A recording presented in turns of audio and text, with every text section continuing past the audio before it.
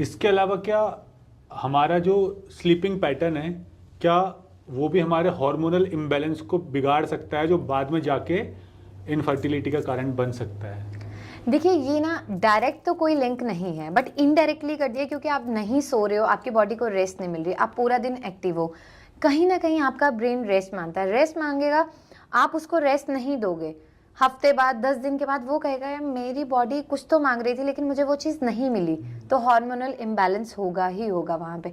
और आपने देखा होगा कि हमारी साइंटिफिक स्टडी के अकॉर्डिंगली जो लोग रात को काम करते हैं, 90% जो नाइट शिफ्ट में काम करते हैं, उनकी बॉडी डिजीज को लेके ज़्यादा प्रोन है एज कम्पेयर टू जिनका स्लीपिंग पैटर्न जो है वो नाइट का बहुत अच्छा है।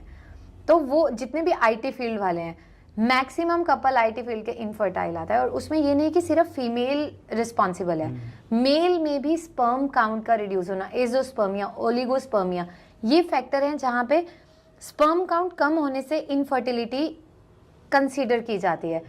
लेकिन इसमें एक चीज़ ऐसी है जो हमारे देश में की गई कि मर्द में कोई दिक्कत नहीं हो सकती, प्रॉब्लम फीमेल में है, और इस चीज़ को नज़र में रखते कि वहाँ पे ईगो आ जाती है, मेल अपना चेकअप नहीं करवाते हैं, फीमेल्स को अननेसेसरली 4-4, 5-5 साल दवाइयाँ खिलाई जाती हैं, लेकिन ये भी बोला जाता है कि आपकी रिपोर्ट्स नॉर्मल है, इसमें कोई दिक्कत नहीं है।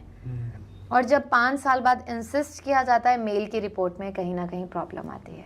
तो मैम, एक जैसे आपने एक टेस्ट तो बताया, तो कोई भी इंसान अगर उसको टेस्ट कराने हैं कि उसकी बॉडी फर्टाइल है या नहीं है, तो कौन कौन से टेस्ट करा सकता है जिससे उन्हें क्लियर हो जाए कि हाँ मेरी बॉडी फर्टाइल है, इतने एग्स बन रहे हैं और हमारा मतलब बेबी करना या बच्चा करना इतना सही रहेगा या नहीं रहेगा, और कितना हेल्दी हमारे लिए भी रहेगा?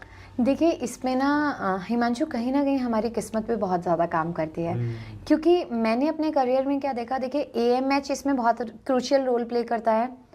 फिर एग रप्चर हो रहा है या नहीं, उसके लिए हम फॉलिकुलर स्टडी करवाते हैं, प्रोलेक्टिन का लेवल ज़रूरी है, और HSG की रिपोर्ट, ये 4 मेन टेस्ट है। मेरे अकॉर्डिंगली बहुत हायर नहीं जाना होता है, लेकिन मिरेकल होते मैंने देखे जिनका AMH बहुत कम है, स्टिल प्रेगनेंसी हुई।